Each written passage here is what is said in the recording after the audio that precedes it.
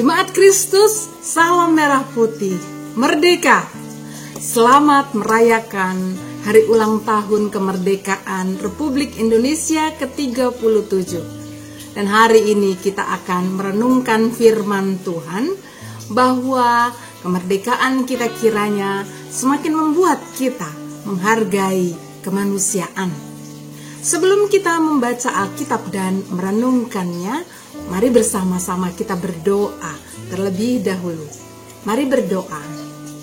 Ya Bapa, sumber kasih, karunia, dan rahmat dalam kehidupan kami bersyukur atas karunia kemerdekaan yang Engkau sudah berikan kepada bangsa kami dan juga kepada kami semua sebagai umat kesayangan-Mu.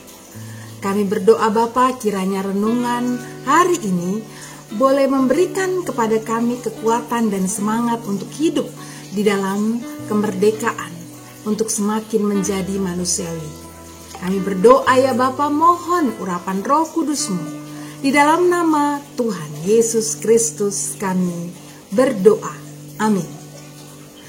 Bapak Ibu jemaat sekalian dan para anak yang saya kasihi dalam Tuhan Yesus Kristus, bacaan kita hari ini diambil dari kitab Roma pasal 5 ayat 8 sampai 10. Demikian bunyi kitab Roma pasal 5 ayat 8 sampai 10. Akan tetapi Allah telah menunjukkan kasih-Nya kepada kita oleh karena Kristus telah mati untuk kita ketika kita masih berdosa. Lebih-lebih karena kita sekarang telah dibenarkan oleh darah-Nya, kita pasti akan diselamatkan dari murka Allah. Sebab jikalau kita ketika masih seteru diperdamaikan dengan Allah oleh kematian Anak-Nya, lebih-lebih kita yang sekarang telah diperdamaikan pasti akan diselamatkan oleh hidup-Nya.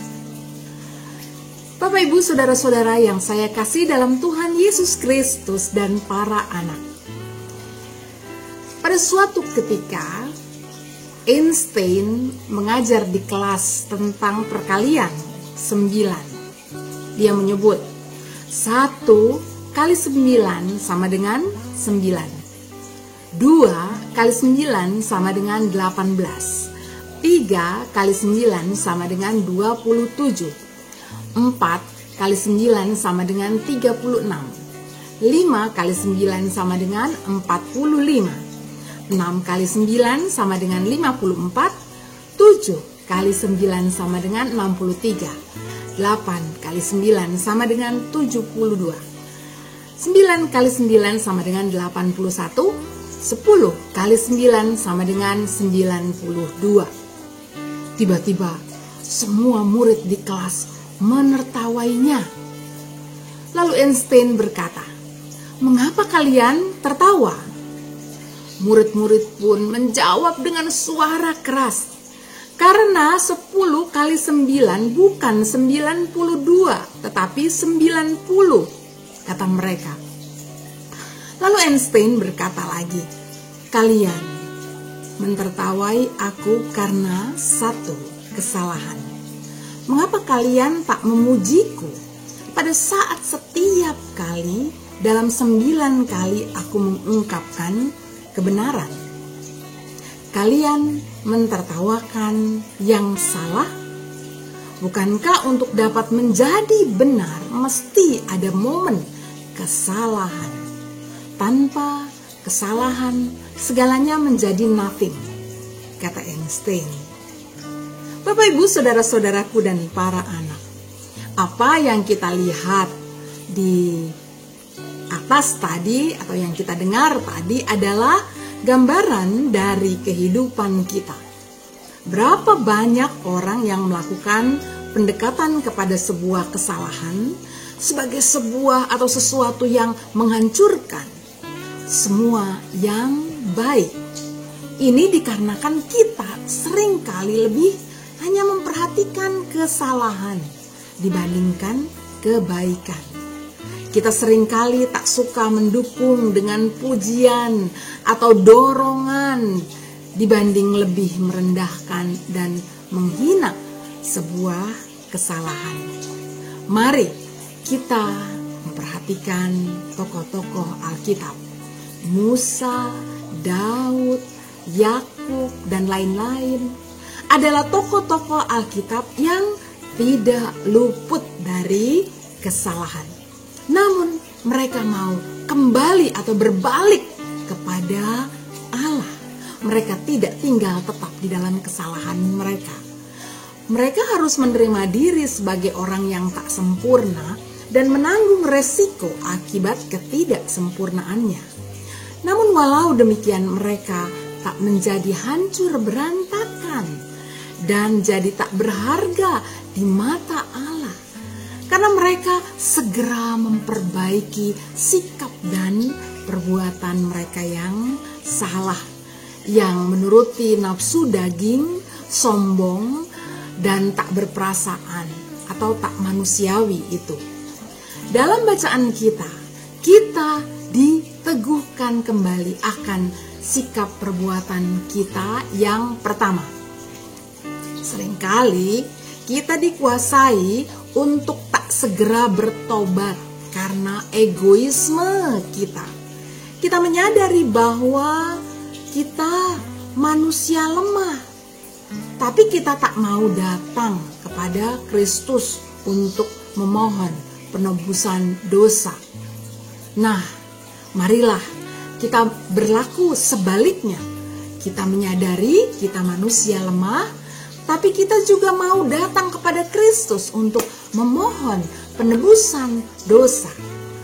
Karena apa? Karena Ia mau mati bagi kita ketika kita masih lemah. Dengan datangnya kita kepada Kristus dan mengaku dosa-dosa dan kelemahan kita, saudara-saudaraku, berarti kita mau hidup dalam pertobatan.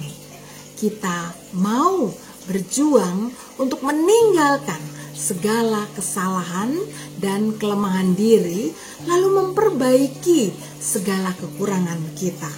Demikian kita sebagai orang beriman terhadap diri sendiri bersikap mau hidup dalam pertobatan dan memohon terus kasih karunia Tuhan untuk mengampuni dan memperbaiki kehidupan kita.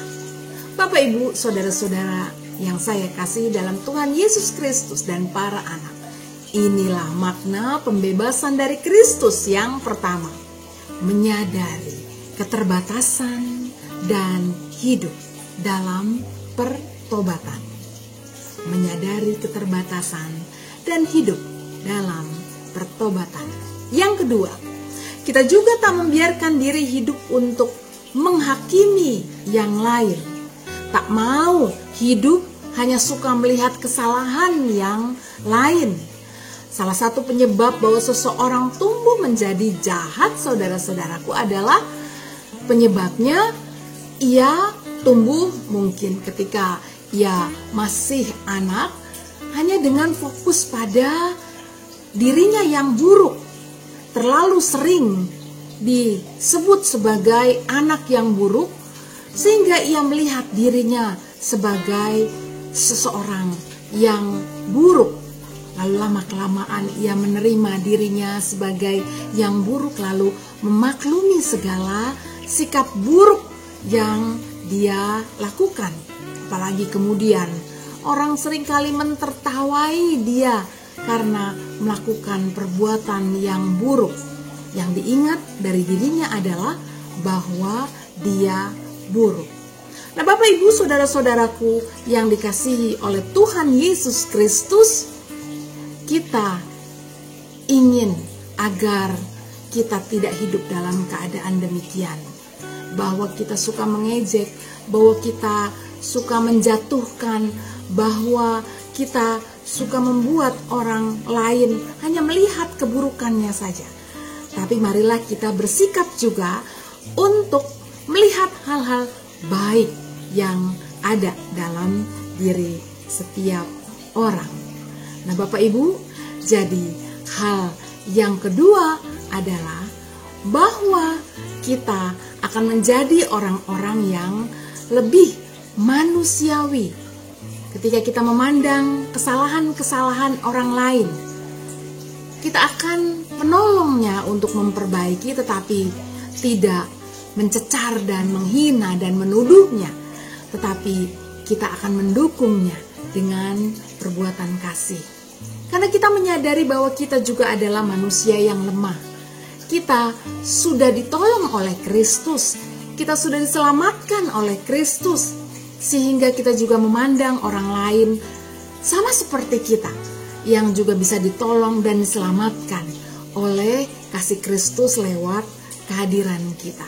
Jadi yang kedua, kemerdekaan kita adalah ketika kita mau memanusiakan atau merasakan penderitaan orang lain, lebih manusiawi kepada sesama kita. Bapak, Ibu, saudara-saudaraku dan para anak, biarlah kita sungguh-sungguh mengalami kemerdekaan yang dari Kristus juga sebagai bangsa yang sudah merdeka. Tuhan memberkati dan menolong Bapak, Ibu, saudara-saudara sekalian dalam menapaki kehidupan yang merdeka hari demi hari. Amin. Mari kita berdoa. Kami bersyukur ya Bapa, karena kemerdekaan kini sudah menjadi bagian kami. Sebagai bangsa yang merdeka, kami juga ingin hidup dengan merdeka, yaitu dengan selalu menyadari bahwa kami tidak sempurna, tetapi mau terus hidup dalam pertobatan.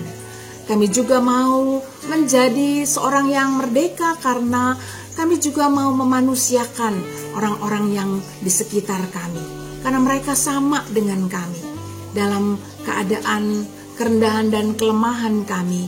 Kami juga bisa melihat diri kami dalam diri orang-orang yang ada di sekitar kami, sehingga muncullah kehendak untuk terus mau membangun dan untuk terus mau mendukung.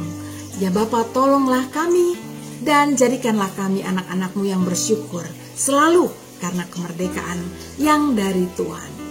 Tuhan, berkatilah kami, tolonglah kami. Di dalam nama Kristus, sumber kemerdekaan kami berdoa. Amin. Sampai berjumpa lagi Bapak, Ibu, saudara-saudaraku dan para anak.